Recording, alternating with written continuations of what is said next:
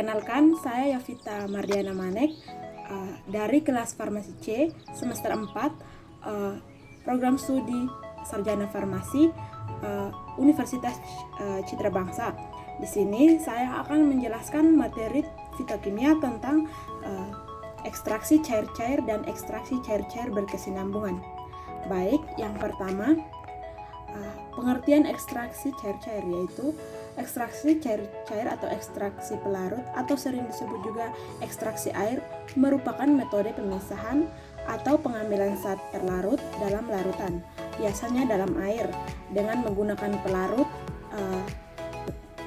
lain, biasanya pelarut organik.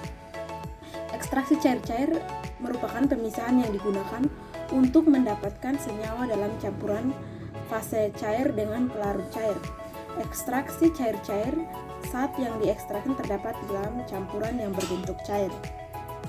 Prinsip kerja ekstraksi cair-cair yaitu pemisahan senyawa yang mempunyai perbedaan kelarutan pada dua pelarut yang berbeda.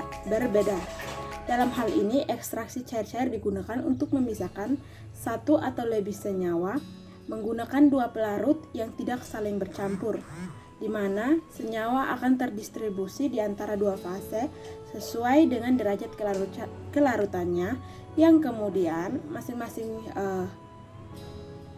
jenuh dan terjadi pemisahan. Prinsip distribusi ini didasarkan pada distribusi zat terlarut dengan perbandingan tertentu antara dua zat pelarut yang tidak saling bercampur. Batasannya adalah zat terlarut dapat ditransfer pada jumlah yang berbeda dalam kedua fase terlarut. Teknik ini dapat digunakan untuk kegunaan preparatif, pemurnian, pemisahan, serta analisis pada semua kerja. Yang berikut ada prosedur kerja ekstraksi cair-cair, yaitu ekstrak kental yang diperoleh dilarutkan dengan etanol secukupnya, kemudian dilarutkan dengan pelarut N-heksana dan dimasukkan dalam corong pisah. Ekstrak yang tidak larut ke dalam air maupun campuran metanol air perbandingannya 7:3.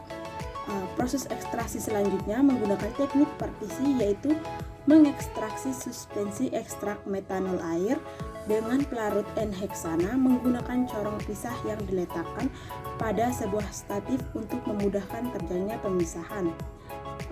Partisi dilakukan berulang kali sehingga diperoleh ekstrak N-heksana, dan setelah diuapkan pelarutnya diperoleh ekstrak kental, dan sisa ekstrak metanol air diuapkan sampai semua metanol habis menguap.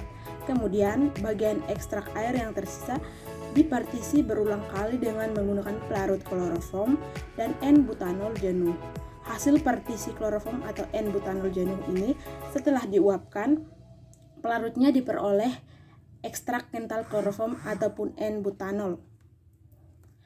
Yang berikutnya, keuntungan dan kerugian ekstraksi cair-cair. Keuntungannya yaitu pelarut yang sedikit akan dapat diperoleh substansi yang relatif banyak. Yang kedua, peralatannya sederhana, dan yang ketiga, pemisahannya cepat dan selektif.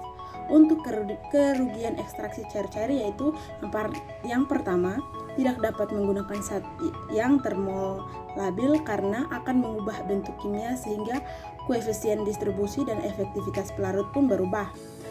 Yang kedua, dapat membentuk emulsi pada saat pengocokan sehingga tidak akan jelas pemisahannya. Yang berikut pengertian dari ekstraksi cair-cair berkesinambungan. Artinya, ekstraksi cair-cair berkesinambungan atau kontinu merupakan ekstraksi yang menggunakan pelarut yang sama yang dipakai berulang-ulang sampai proses ekstraksi selesai. Tujuan dari ekstraksi ini untuk memperbesar persen ekstraksi. Prinsip kerja ekstraksi cair-cair berkesinambungan atau kontinu yaitu sama dengan prinsip kerja ekstraksi cair-cair, yaitu pemisahan senyawa yang mempunyai perbedaan kelarutan pada dua pelarut yang berbeda. Perbedaannya hanya terletak pada penggunaan pelarut yang secara berulang-ulang pada sisa dari ekstraksi yang telah dilakukan sebelumnya.